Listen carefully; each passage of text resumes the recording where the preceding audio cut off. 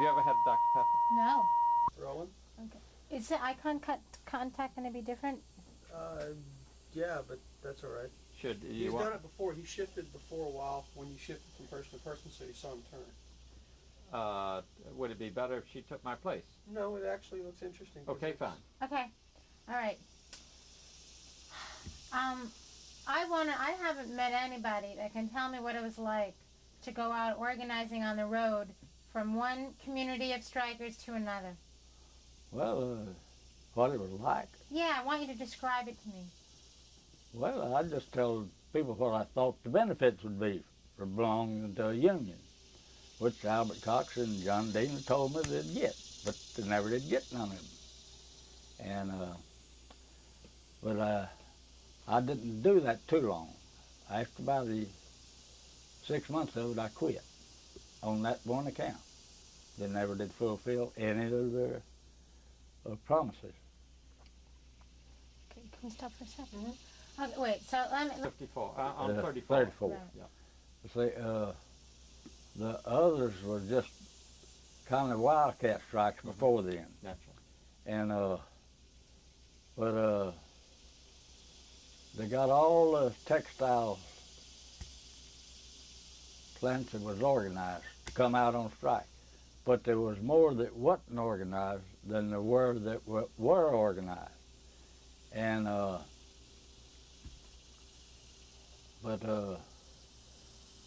far as I know, Dwight's the only one that really blackballed a lot of the employees. And the union elected me to go before the NRLB. I forget what year it was, but I think it was about 35 or 6. And I went to Washington before the NRLB in behalf of all the blackballed employees from Dwight. And I never did hear anything from it, nor neither did the union. And the union sold us out, plus the NRLB sold us out. And you can't make nothing else out of it but that. And so I just never did have no use for the union after that. Now, how do you feel about Roosevelt promising to protect the workers? Well, he should have done what he said he was going to do. Just say Roosevelt should have. Yeah, Roosevelt should have done what he said he'd do, but he didn't. And when Roosevelt made that ultimatum, he asked you to go and apply for your job like you come out. And Dwight wouldn't listen to that at all. Did you feel betrayed by Roosevelt? Yeah. You couldn't feel no other way. Okay, I'm going to ask that. And can you pick up my question? Did you feel, Jamie, when you're ready. We're ready. Okay. Did you feel betrayed by Roosevelt? Sure. You couldn't feel no other way. Betrayed by the Union and President Roosevelt, because he didn't do what he said he would do. He was a good fellow. I imagine his intentions were good, but he didn't live up to what he said he's going to do. What he should have done was got an injunction against Dwight Manufacturing Company to put everybody back to work like they was when they come out on strike. And then everybody would have been happy. That's justice. Now, I imagine the reason why they sent you was because you had a good sense of what was going on all over. So I'm going to ask you 2 questions, and I'm going to ask them in order. Okay, the first one is, I want to get a sense of what you were seeing when you went to these different towns to help organize. Okay? People at different places in Georgia all wanted to be organized. All wanted a union. All wanted more money.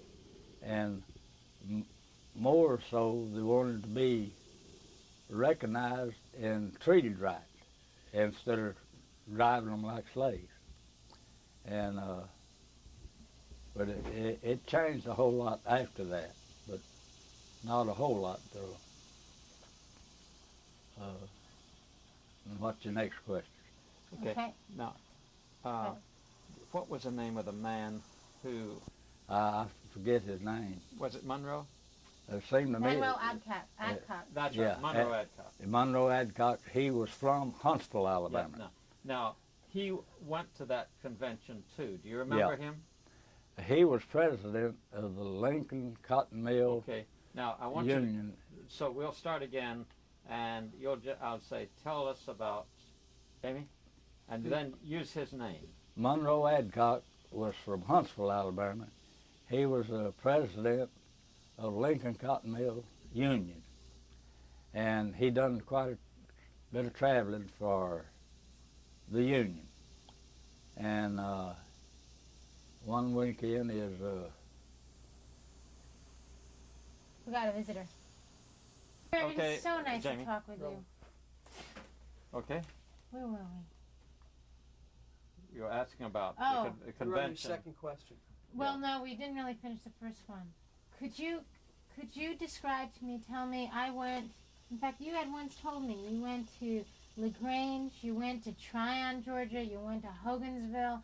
I want you to tell, I went to Hogansville, and this is what I saw in this local. I went to Tryon, okay? well, the ones that I went to had already made arrangements for a meeting and got all the people to come there. Can we start one time and say the local communities Yeah. that I went to, okay? Local community, the people that asked me to come over there had made arrangements for the meeting and an arrangement for a place to hold it and advertised it before I got there. And I didn't have any problems with the meetings because it's already arranged. But I went to Rome, Georgia, Oregon, Georgia, Tryon, Georgia, Hogansville, Georgia,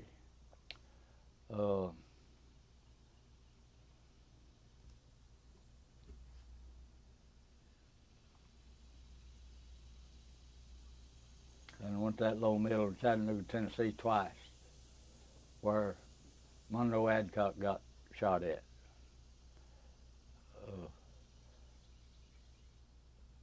The same company that owned that mill in Chattanooga that Monroe got shot at owned one in Gadsden too, and they was trying to organize it too, and they liquidated this one before they ever did get it really. They got it organized, but they liquidated it right after they organized.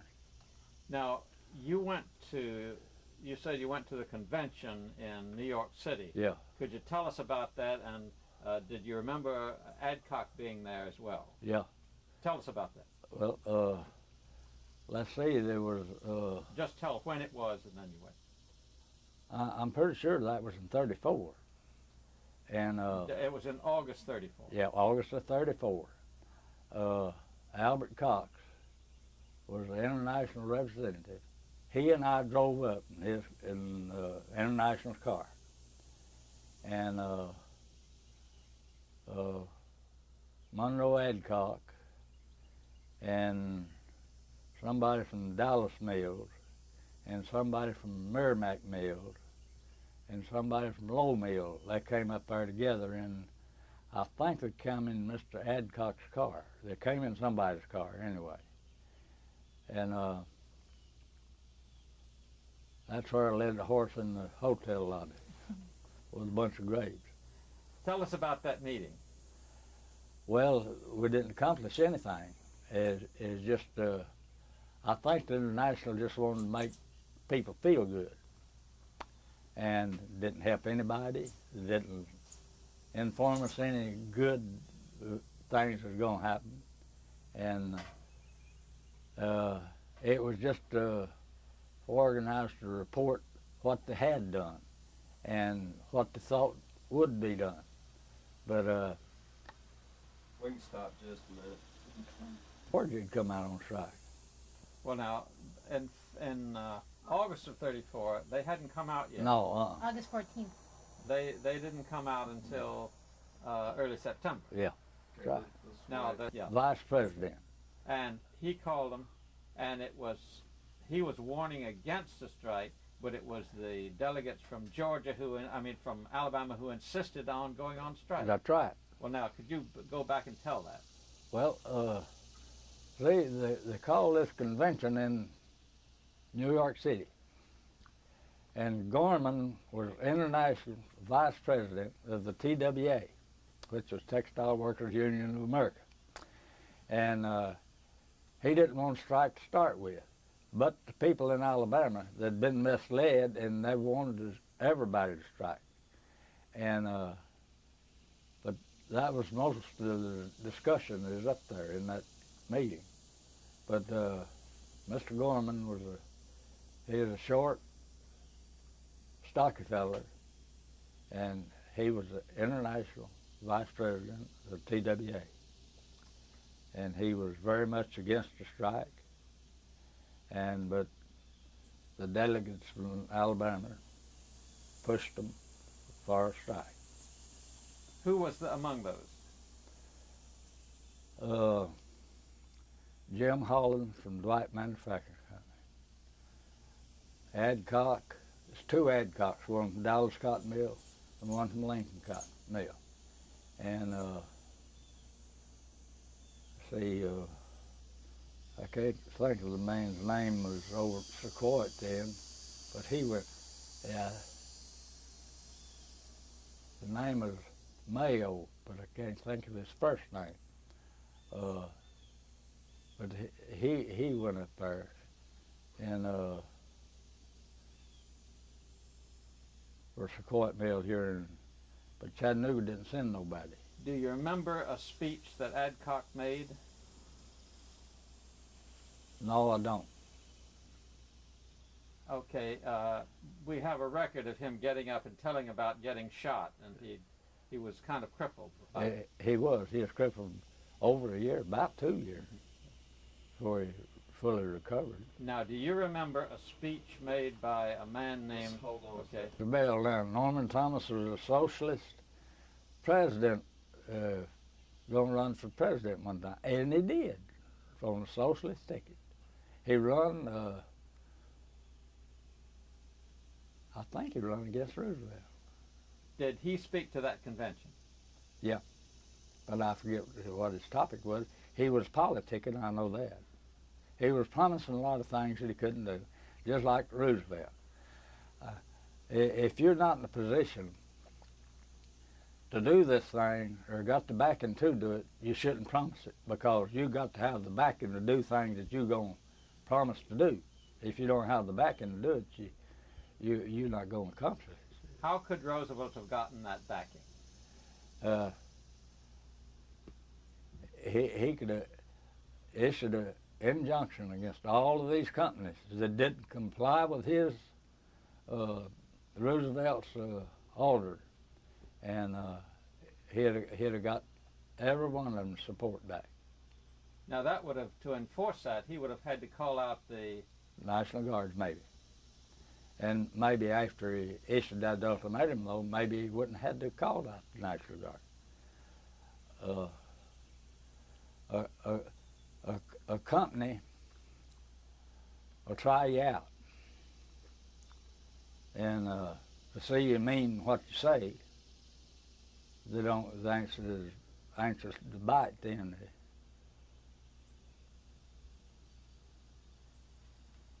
Yeah, you know, I didn't meet all of them, but there was a lot of delegates there from garment manufacturers in New York City, New Jersey. Every little basement had a garment factory in New York. Yeah, you know that. Yep, you know it. And it didn't. Some of them not much bigger than this porch. Had a little blouse, made blouses, skirts, or something. Now, he who went to this convention, the only thing that he remembers from this entire convention is that these guys, the delegates from Alabama, came down there. He said that They were out on strike. They didn't have much money. They all stayed in a room together. They brought their food in with them, and they made this impassioned plea to everybody for support. Yeah. Now, you're the first person from Alabama The first person we've that never we've touched met. anybody else who was at that convention. who was at that convention. So you got to tell me what it was like to represent Alabama there. Well, we were looked down upon just like they always have been. At that time, people from New Jersey, New York, Massachusetts, they tried to run the Union, and they did. But people in the South got sold out on first, organized labor. Second, Franklin Delano Roosevelt. And they got sold out and left holding the bag. And I went to Washington, D.C. before the National Labor Relations Board, and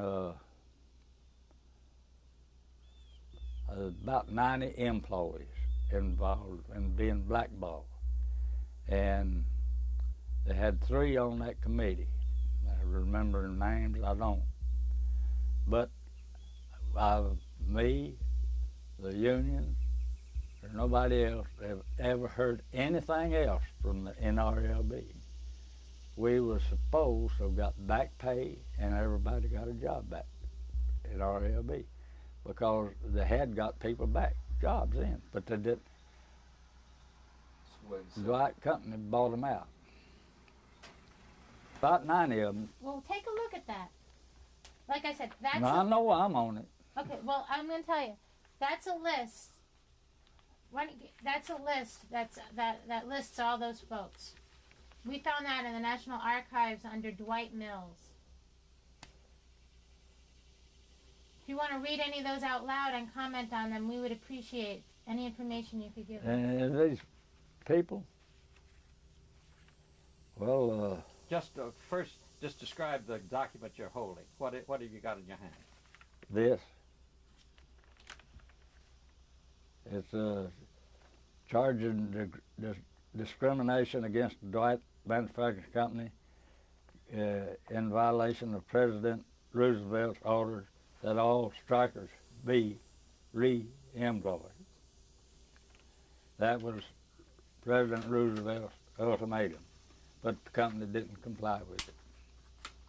And therefore about 90 people was blackballed. And as far as I know, I'm about the only one that ever really did go back to work anywhere much in a mill. My record, your record will follow you everywhere you go. And my record has always been on the plus side. I've never had a negative opinion about me in my supervision or work. It's always been on the plus side.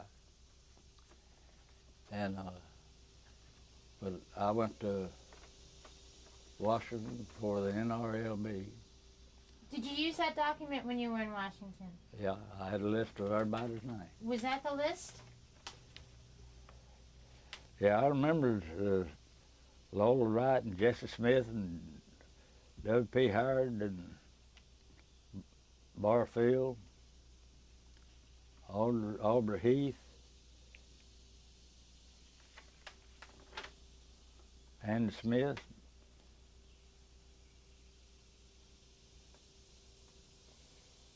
Did you sit and talk? Did you sit and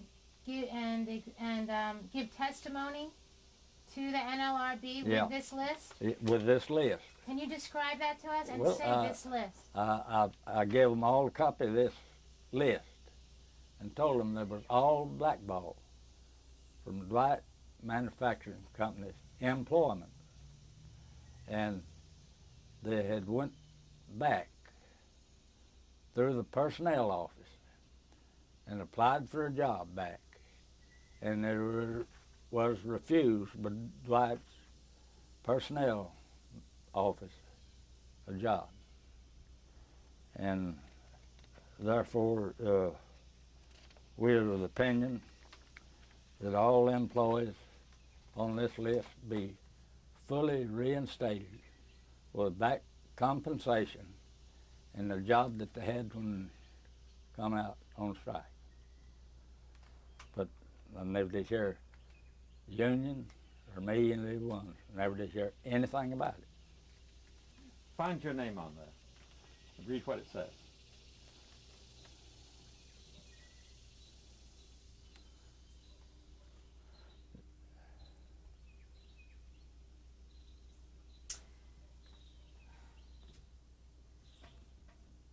Have you found it? Wouldn't go back up there and apply for a job either. Who's that? Ruby Ware, that was my wife. Okay. And Clyde Ware. Just a moment, Jamie. We're rolling already. Okay. Pick it up from there. Do what? Can you read Ruby Ware? Tell us what that is, and then comment on that. Ruby Ware is listed on here as blackballed, and she was my wife, and she refused to apply for a job. She was an inspector in the cloth room at Dwight Manufacturing Company, but she refused to go back and ask for a job because she had a job when they told her to strike.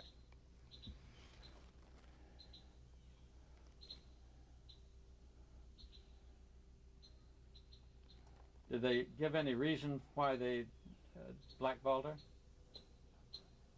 Who, her? And the only reason they gave me was going to New York. And I didn't do the company any good. I talked to old Charlie Moody around their tennis court. I always, from going home to Square, I always passed right by the edge of the tennis court. Just playing tennis down there one morning. I stopped and he started talking to me. He said, reading you blackball, you went to New York and it didn't do us any good. Did he know what you were doing in New York? What they were doing? Did he understand why you went to New York? I went up there trying to get the jobs back. See, I went for the NRLB. See, this was after it was all blackball. And Beyond Davidson called NRLB in Birmingham and got an appointment for us to go up there. And I went up there in behalf of all these employees at Dwight. But I never did hear anything from it.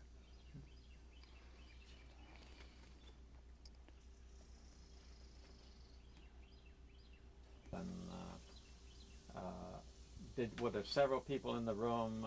Just me and Albert Cox. And, just you and yeah. Albert Cox, yeah. But now, them people that come, people that came Huntsville over there, I think there were 7 or 8 of them, and they all stayed in the same room. They got a big room and rented some extra cots, and they all slept in the same room. Just hold up a second. Want me to take that? Wouldn't keep anybody that was an officer in the local union. Andy Sewell was a president at one time, and when they elected J.P. Holland as president, they elected Andy Sewell vice president. And they immediately fired him. They fired both of them as carpenters. And they fired both of them. And I forget who was secretary back then, but they fired everybody who was an officer in the union.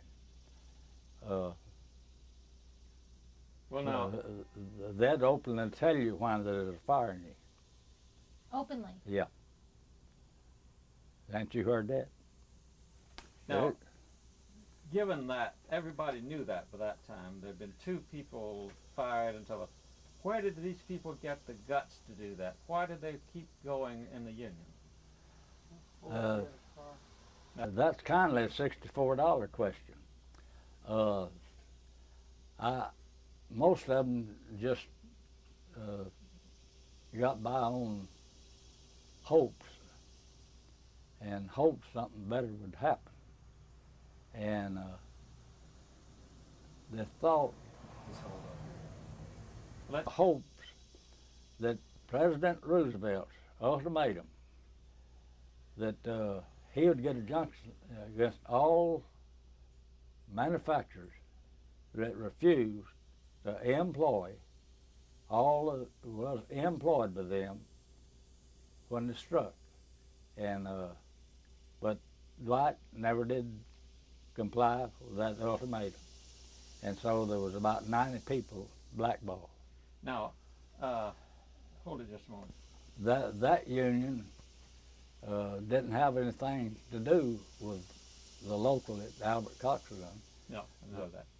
And they called it, I forget, well, the union members called it the Popsicle Union. No, that's a little later. But no, I forget what they did call that union when they first started organizing it. It cost you $1 to join it, and $1 every time anybody died.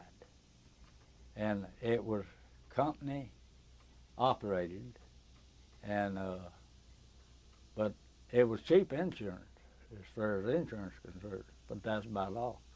But Dixie. No, that's all right. The Dixie Federation. When people started joining the union that the company was backing. No, the company union came after. After that. That came after the strike was over. The company didn't start organizing the Popsicle Union until after they went back in. Well, when the NRA come in, I was fixing looms, 55 hours a week.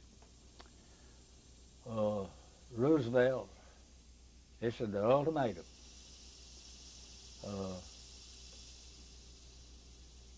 Minimum wage, I forget what it was an hour, but anyhow, set the minimum wage.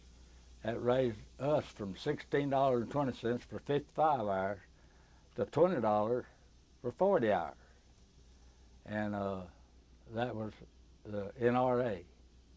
And it helped a lot of people at Dwight and everywhere else, I presume. A lot of people said, well, there'd be a lot of places go broke, but I never did hear one that went broke. But that old Dixie. But there was one other thing that NRA said, and that was that people had a right to join a union. Could you talk about that? Well, I never was much informed about that. Okay. Now, after the NRA came in, several people have told us that the manufacturers started doing the stretch out. Could you talk about the stretch out? Well, if you was union, say you was a dolphin up in the spinning room, and you'd been a dolphin, say, 10 sides of warp, it'd give you 12 or 14 sides of warp. If you was weaving and had 14 looms, it'd give you 20 looms.